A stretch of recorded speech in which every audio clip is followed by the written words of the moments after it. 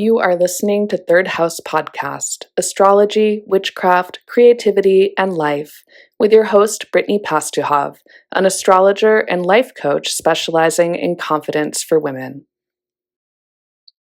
I'm just going to do a quick update on Third House Podcast for the next 2 weeks of the full moon, since the Aries lunar cycle got a bit shifted due to the Aries new moon having such powerful energy. I'm sure others experienced that as well, but I found that at the time of the new moon, there were other things in my life just taking priority over this podcast. So I apologize, but I wanted to jump in with an update halfway through this lunar cycle, review a couple of things, and really focus more on the full moon that's coming and the rest of the lunar cycle to get back on track, because I'm just getting back to my normal routine here, if there is such a thing in my life.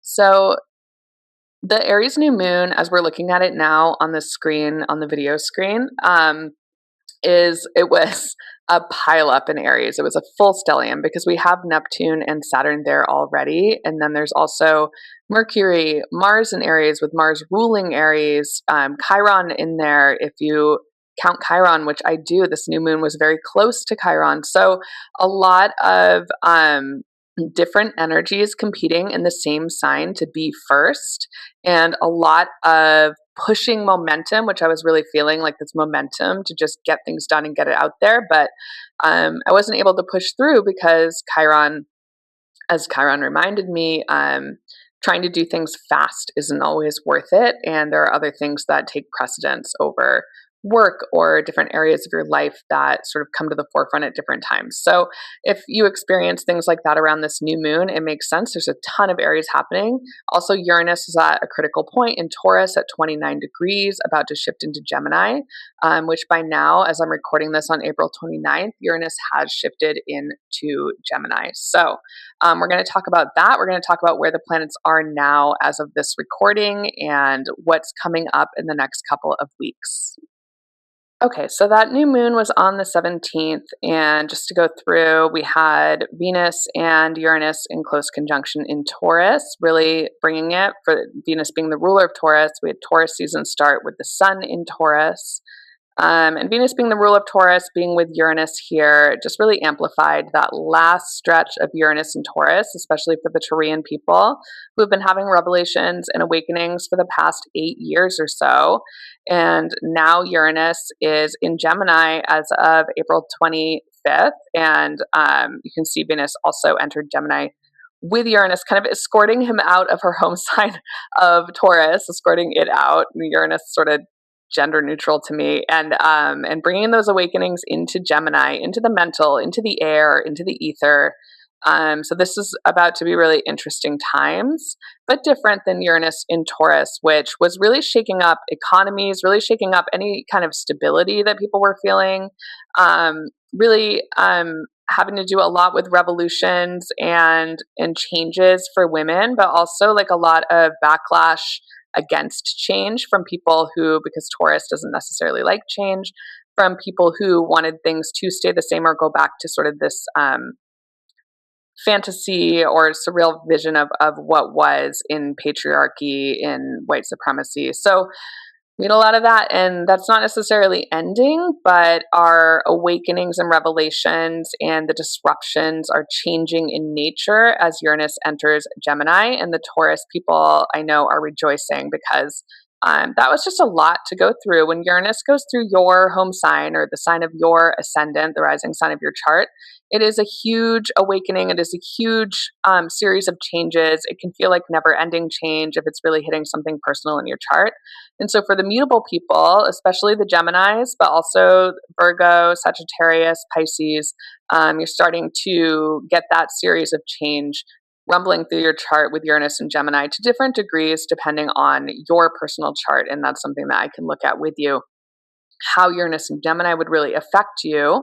But in this forecast, we'll look at kind of the overall themes of Uranus and Gemini. So I'm going to take it to today and where the planets are now. So we had April 29th, that's the time I'm recording this podcast now, we do have Uranus in the sign of Gemini. So Uranus in Taurus, just to recap, since 2018, revolutionizing the economy, food systems, the physical world, not necessarily for the better, because we think of revolution as like somehow for the better or for the future. We have this idea of progress, but just changing things, shaking stuff up.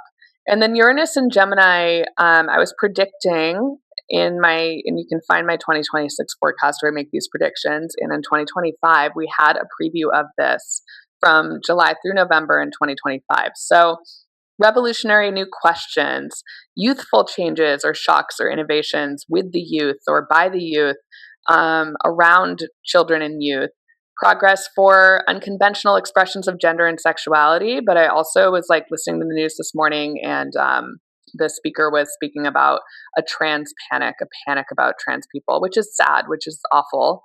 But like this moral panic around gender, like, is also maybe part of it. Misinformation is at like a wild high. I would have said that in 2018, but I can't believe where we are now with it, with AI.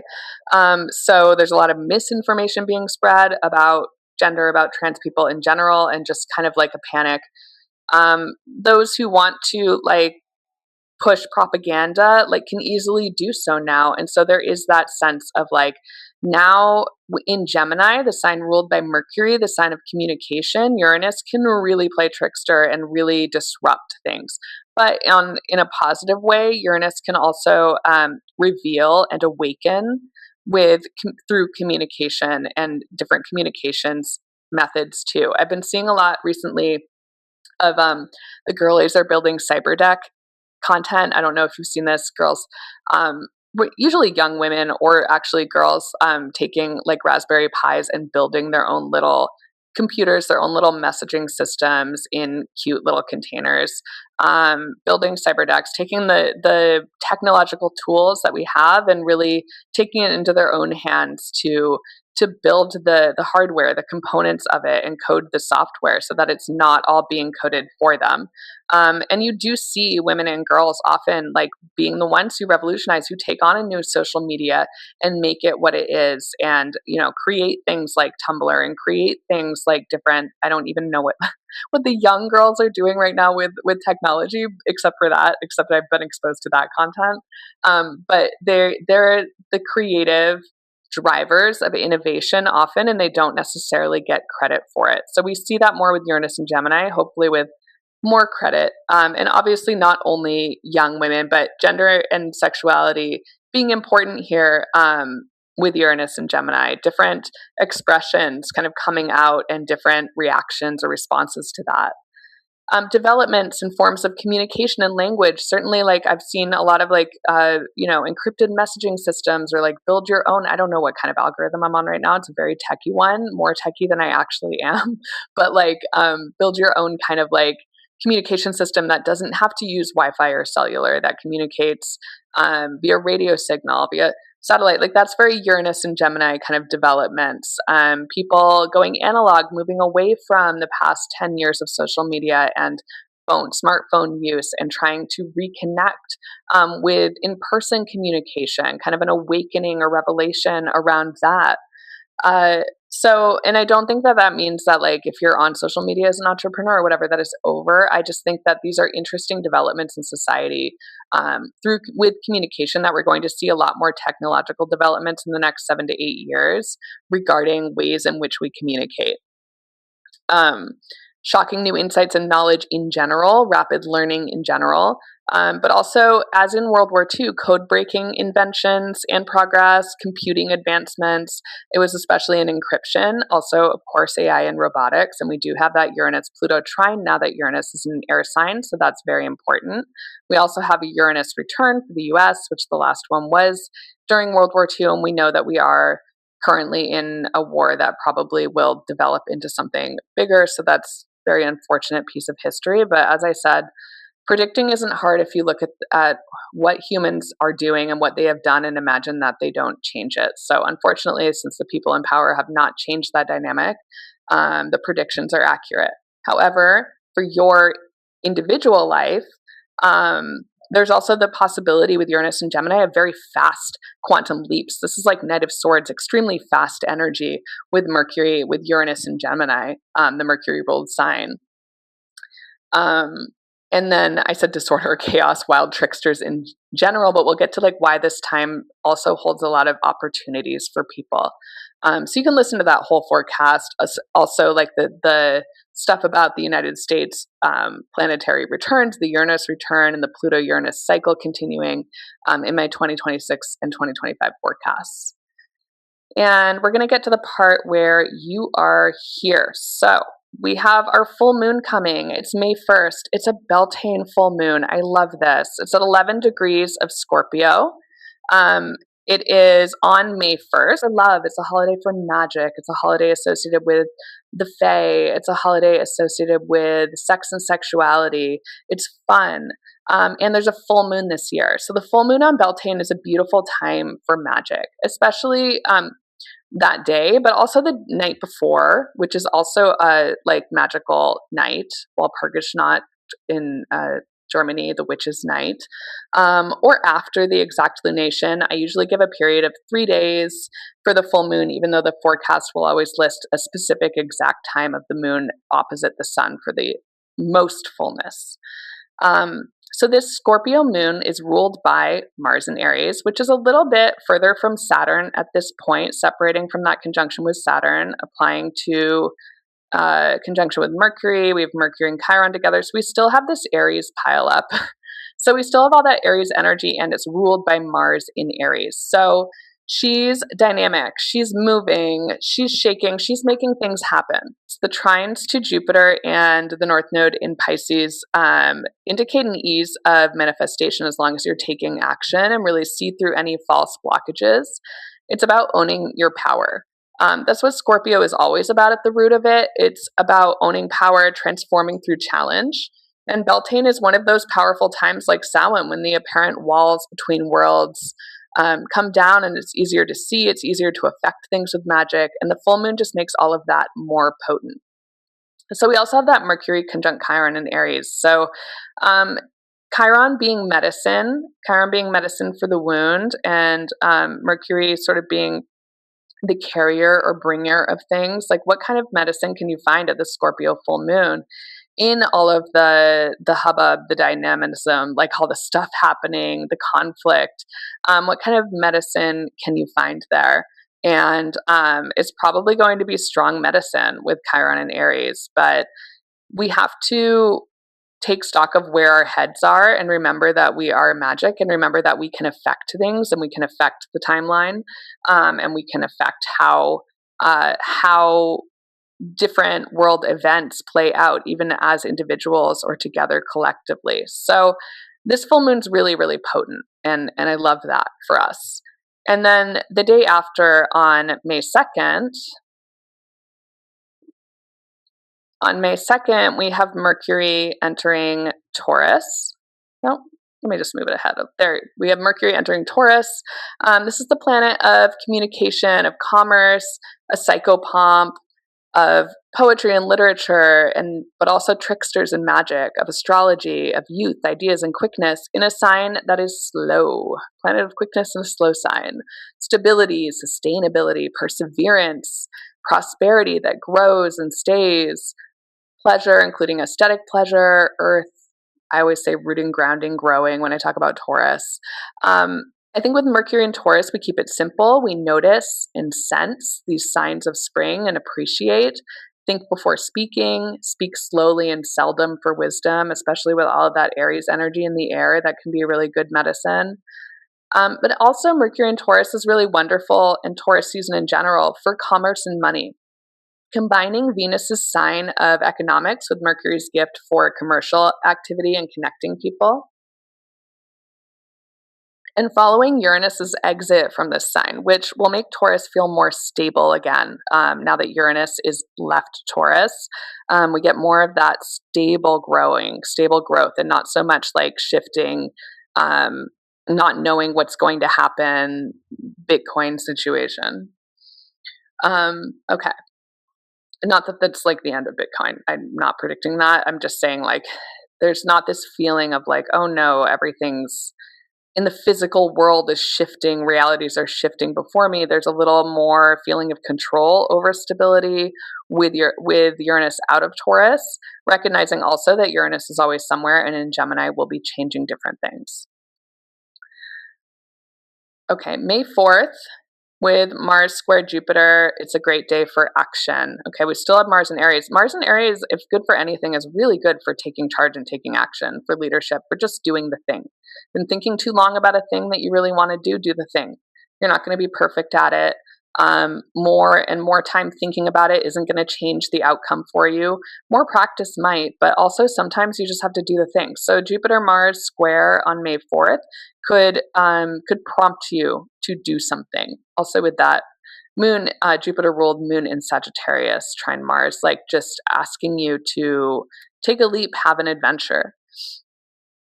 May 5th, we have Mercury at 5 degrees of Taurus. May 5th. Mercury in Taurus square Pluto in Aquarius. So stability, as I said, mentioning Uranus and Gemini, is relative to the times. We're all feeling the weight of history and the speed and depth of change happening. I want you to take a moment to imagine how good could the transits get for you. Because I think astrology, and including myself, has a tendency towards warnings and fear sometimes, but what you experience individually is often heavily dependent on your perception and expectations of the world and your alignment with the outcome you desire.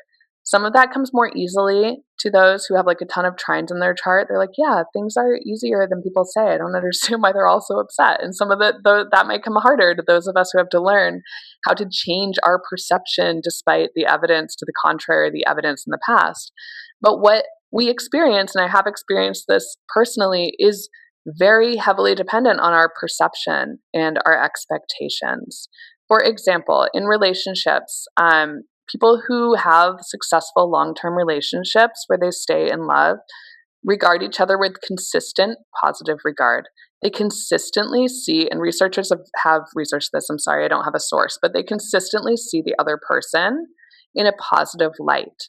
Resentment and bitterness and complaints about the person that overwhelm the positive regard and turn it into a more critical viewpoint of the partner. If that doesn't change, if that's how the partners see each other, that relationship is most likely not going to last much longer, because that is kind of that resentment is one of the death knells of a relationship. So consistent positive regard, it's not just that the two people are more in love or that the two people are better suited to one another. That could be true too, but that they're choosing to regard each other positively. Like, even despite sometimes evidence to the contrary, right? You could focus on how your partner leaves their socks on the floor all the time or whatever, but you could also focus on the coffee they bring you in the morning or their smile or something nice that they did. So paying more attention to the positive, and our brains are not wired for that. It takes effort to pay attention more to the positive side of someone, is in effect a way to maintain a relationship. I'm not saying lie about it. I'm not saying like ignore red flags, but I am saying if you consistently try to regard a partner or a friend in a positive light, it is more likely that they will also regard you in a positive light, and that you will be able to work out conflicts in a more fruitful way. So consistent positive regard is an example of our perception influencing the outcome of events, because there are different ways that you could choose to perceive it, and sometimes it really is a choice that leads to a different expectation and a different outcome. Mercury square Pluto. So just a little bit on kind of the Mercury, because there's a lot of Mercury aspects in the next 2 weeks. Mercury thoughts, Mercury perceptions, and especially Uranus and Gemini perceptions of how things are. May 6th, Pluto stations retrograde in Aquarius. So maybe we're reviewing some of the big changes that have happened since Pluto entered Aquarius into 2023. We're at 5 degrees now, the first 5 degrees of Aquarius over a 20-year period. And then Pluto also had gone back into Capricorn and then entered for a longer period starting November 2024. So going back to that date, November 2024, going back to some of the societal restructuring and major innovations or innovations in air quotes, because I'm not so sure about Gen AI and LLMs right now, and seeing more truth around what's happening. And it did note that when Pluto entered Aquarius in 2023, we had a Silicon Valley bank bailout. So I am seeing a potential bubble there as well. Not that they won't get bailed out, because they totally might, but let's hope they don't. Okay, May 10th, the Sun in Taurus sextile Jupiter in Cancer. So we have some nice like Taurus season energy with the Sun and Mercury in Taurus. We've got Venus in Gemini. Venus in Gemini loves to just like try some variety, try new things, get a breath of fresh air, socialize a little more. I feel like in Vermont, everyone comes outside after the winter when it's finally sunny and green and we start talking to each other again. Not that we weren't before, but it's just a long winter of it getting dark really early and people wanting to stay in their homes. And then spring comes and people start wanting to be outside longer. So May 10th, and that's like Venus and Gemini kind of energy and also Taurus season energy. The Sun sextile Jupiter is nice. Like spring's here, there's awakening, expansion, abundance. Then we have Mercury sextile Jupiter on the 13th. So that kind of that whole week, May 10th is a Sunday, like through the 13th, is really nice because the Sun and Mercury are close together, and the sextile, the Jupiter in Cancer, is kind of cozy. And it's just a good kind of period for expansion, abundance, and enjoying oneself. And then we have a Mercury Cazimi, May 14th, where Mercury and the Sun will both be together at 24 degrees of Taurus at a point in time. So speaking of the planet of commercial activity in the sign of money, what do you want economically, financially, in terms of stability or increased growth? This is a good day to claim it. The Sun also, bringer of gold, grower of things, kind of the center of everything. And then Mercury having to do with commerce and communication and connection. Like, what are you looking for in the realm of financial prosperity, of money, but also like possessions, things, stability in life, things that might grow over time, investments. Claim that for that Mercury Cazimi if you're looking to do a little bit of magic or intention setting for that. And then the 16th, Mars conjunct Chiron. So we had Mercury conjunct Chiron. I talked about good medicine at the full moon on May 1st for Beltane. Now we have Mars there to really drive the point home. So whatever the wound is around action, around new beginnings, authenticity, leadership, or conflict, assertiveness and aggression, traits that are considered masculine in our culture, what is the medicine for you? There may be an action worth taking here at this point that has been percolating since like around May 1st, or even from the new moon in Aries, April 17th. Okay, and then we have our next new moon, May 16th.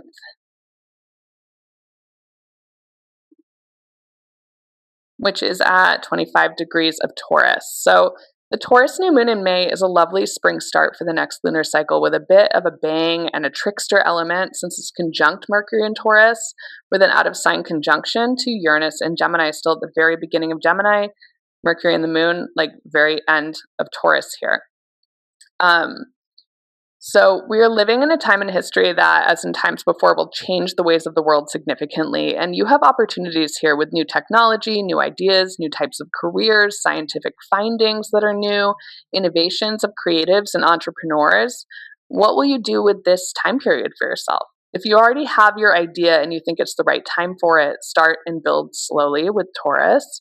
And if you don't know, but you want something new in your life, this could be a time to ask for inspiration because you really are kind of at a cusp between times and there's a lot of opportunity in those liminal moments. I hope you're well, and I'll come back with another lunar cycle forecast for you at the next new moon.